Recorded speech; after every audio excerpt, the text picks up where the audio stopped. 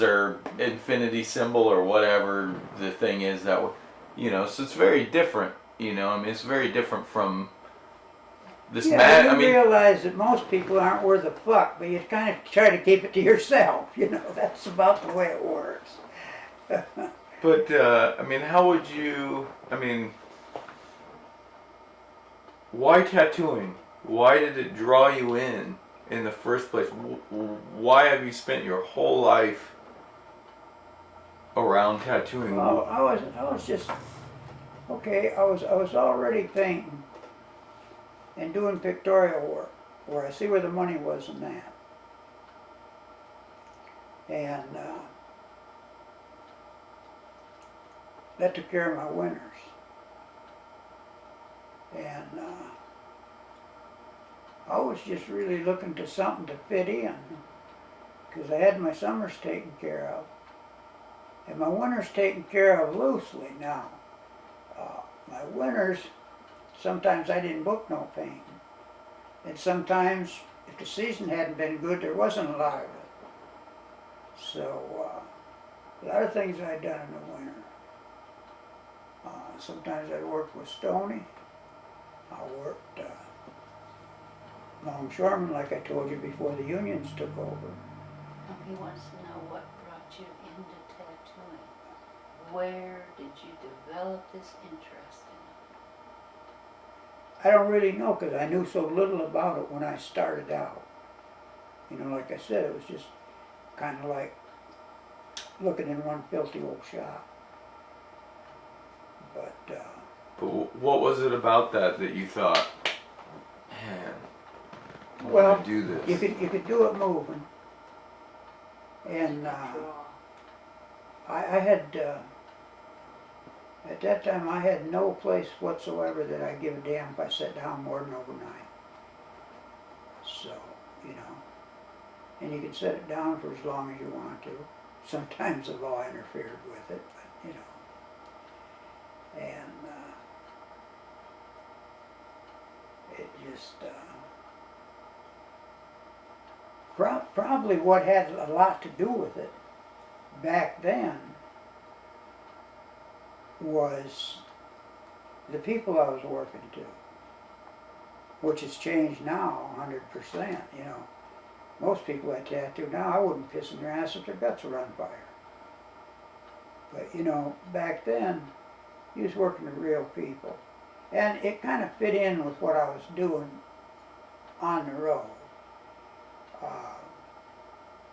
I used to also run shooting galleries. I don't mean I mean the regular ones where you use guns and targets. And that was back when you could open bat. That was a money-making son of a bitch.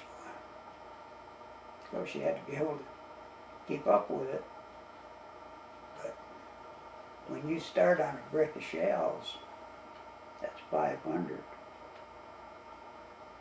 And you shoot till somebody misses at $1 a shot. I went through more than a brick and not missed. And it don't take long to do it. And the longer you do it, the more you're kicking up what they call kicking up the chain. You're speeding up your targets on the long range. That's not flattening it out. The guy ought to be able to keep up. If he don't understand what's going on, goddamn, it's right in front of him, And He was the youngest, what was that, the youngest instructor for yeah, for NRA. NRA. But that was kind of a mistake How old were thing. you then? I think 14. But see, it was kind of a mistake that had happened.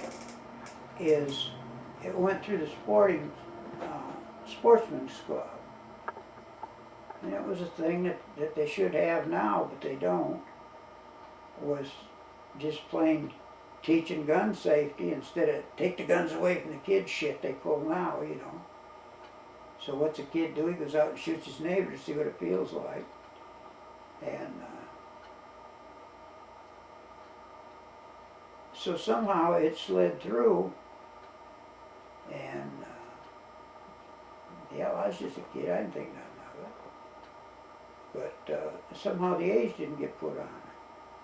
Well, I'd already been passed, qualified. I think I still got my patches, haven't I? No, I guess I don't. They were in the stuff up north. You got They stuff. have to qualify to come up to be an instructor. And at that age, he was already. And all of a sudden somebody realized, oh, what the hell, we just qualified a kid here. Of course, he was a full-grown kid. At 13, he was full-grown, same size, basically, that he is now. Yeah, I never grew since. I grew like hell as a kid and then stopped. I'm about to pee my pants. You guys keep talking there. I'll be right back. Too much cucumber water there, I think. Cucumber water will do that sometimes. Oh man, it's doing it. Good. Clean me out. Are you still tattooing today? Some, but not much. A few people I know and like that. Chemo gets him, you know. Yeah.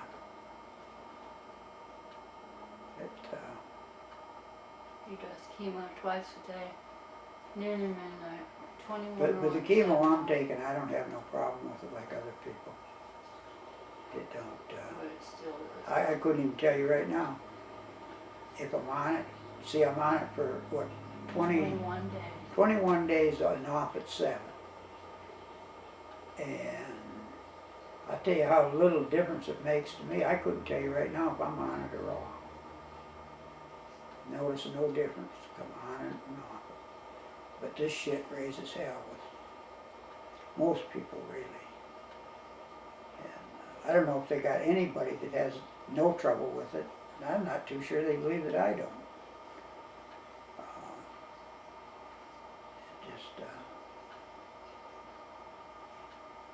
His doctor got the dose wrong on the first go round. Do what? I said your doctor got the dose wrong on the first go Yeah, round. double dosed me on the son So of a we bitch called the first time. company that produces it and got things straightened around. And got the dose, it's a split, it's 5 milligrams here and 5 here. But it,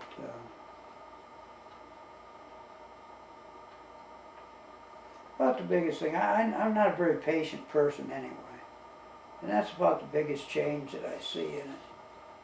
That could have to do with my tattooing is less patience even now than before, and that's always been a problem of mine. And I'm less patient now when I'm on it. That's about the only difference I can see in it. And he was never patient to begin with. No, so. I never was. I just, I'm the patient one. He has no patience at all.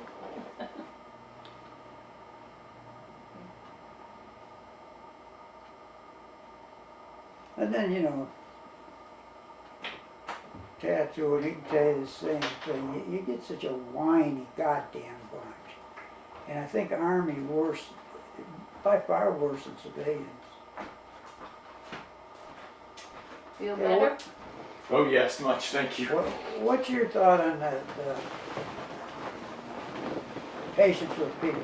You got a lot of patience with people? I try to have a lot of patience with people, but and I run thin on that. So That's what I was telling him. That's the biggest thing I notice in chemo is I never had patience to start with, and now I really got none. yeah. And you know, people just they don't take much to crack me. Yeah, that's one thing that I struggle with, you know, on this whole deal. You know, everyone that's ever met Paul Rogers says, oh man, Paul is the best guy. No one could ever say anything bad about him and whatever. And, you know, clearly he touched so many people. And I think, man. And, well, one of the things that came up last with Dana was just like you said, you know, he was content, you know, and he projected just this mellow, content, loving energy or whatever, and I think, man, what can I do to get that? I used to ask him about it. I said, how in the hell do you stay so goddamn you know, oh, he said, just go along. Go along. I don't know what the hell that means, because I've never landed on it. But, you know, I asked him a lot of times about that. Something that caused me to hit somebody right in the goddamn mouth, he could just smile at him. I left the seat up. Oh, that's no No, problem. I didn't. That's no problem. Yeah, I don't know. Patience. I'm definitely bad with that. What? You think yours has gotten worse over time, then, huh? Oh yeah, mine's got, like I was telling him, that's the one thing I noticed about chemo, is I got less patience than I had before I was on chemo, and I didn't have much to start with. Well, but you're clearly, what would be the right word? You clearly know how to deal with people. I mean, you've dealt with people your whole life, and not only deal with them, you lightening up their pockets a bit here and there, doing things. So you definitely have a good people, a way to deal with people, and I think, I don't know. Do you have you developed a way to just deal with people to where you don't have to deal with them being crazy? I mean, tell me about that. I mean, or are you just so you're just like, fuck you, there's the door, or like, I mean, Oh, yeah, I can get that one. yeah, just like not even. I mean, but clearly you know how to steer people It ain't been in the way that you want to steer them. It ain't been too long ago. They had to come and get two of their. What was it he said? Hey, old man, I'm military I'm trained. combat Yeah, trained. combat trained. Well, anyway, I got these two pricks come in here. There was four of them, but two of them wandered off. And finally I threw the other two out. And Because they were messing with some college kids we had in here, girls. no, this is a different one here.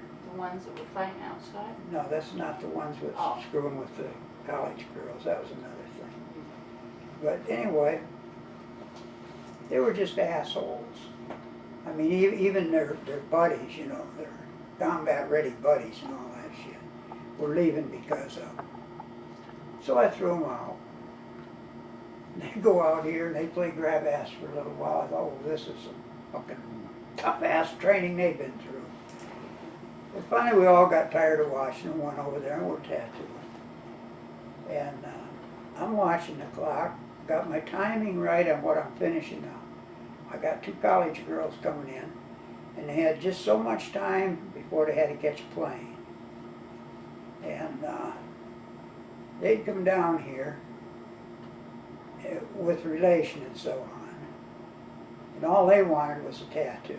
That's the only reason they even came down here. And they kept them busy all, you know, you gotta go see the caves, you gotta do this, you gotta do that. So they finally got this time down. And then they laid a story that they'd like to fly home, because neither one of them had flew. So that went good. That gave them a little bit of time. And they could drop the rental car off up there, and it was easier for the rest of the family and all that shit. So I'm watching the clock, and who I'm working on, time's falling in good. And the girls don't show up. So I'm stalling, bullshitting a little bit, give them some time, and the phone rings. And I answer the phone. They said they weren't getting their tattoos today. I said, after all the trouble you went to and you're not getting your tattoos. And I got a silence on the other end of the phone that didn't seem right, you know. There should have been a comeback there. And finally the other girl got on the phone. And she says, is that fight you got going in front of your shop? I says, fight going on in front of my shop? And she said, yeah. She said, we've been sitting out here. She said, we got here 15 minutes early. They were in that parking lot. No, they were right out. Yeah. The girls were parked over there, yeah. And so I'll be a son of a bitch if I don't walk over to the window and see what's going on. It's in two goddamn limp dicks that was in here that I threw out way a long time ago, a tattoo ago. And they're still out there doing their goddamn military shit. And they even wrote blood on either one of them. And I thought, well, you worthless motherfucker. So I go out there and I'm just going to put them on the sand. And this one motherfucker, he says, I think it's only fair, old man, to tell you I'm combat trained. That wasn't the right thing to say. So talk about getting lucky. I got him right in the eye hole. Put him down. But the other one put himself down. Because I seen him coming around, I put my elbow up like that and he run right into my fucking elbow and bounced off to split his head on the goddamn mailbox and then split the other side of it on the concrete out here. So I told the military, I said, you got two combat ready motherfuckers out there to do something with. He said, what do we want to do with them? I said, grab them, haul them over in the other parking lot. I said, I got girls to tattoo here. So the EMS came. And I don't know what the thing happened there, but they started to load them up. And then the military, you know, them old fucking beat up meat wagons from World War II came and picked them up. So that kind of made that day. Got the girls tattooed and they just made their plane. And the next morning I opened up and here's this fucker. You know, he's in uniform, dress uniform. Got them shiny plastic shoes on, you know. Got his little fucking book under his arm. And I was still pissed from the night before. So he walked in and I just looked at him and I said, what the fuck do you want?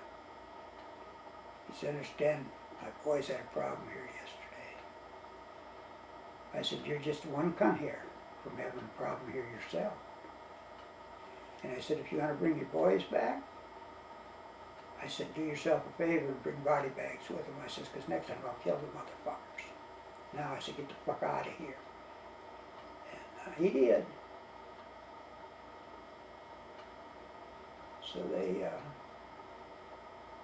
staked out the parking lot. About 4 days, they wasted a couple soldiers over there sitting in a car.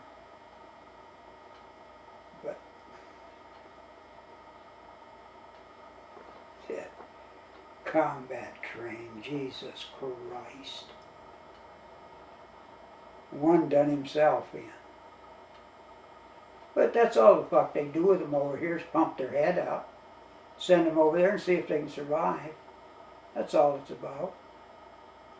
Shit, that ain't the first time that's happened, but that one was just kind of went real smooth and quick. Didn't have no time to waste. Some girls had a plane to catch, you know. Now the ones you was talking about, that was a different thing. It went about the same way. That was the card thing. Huh? That was the stress card.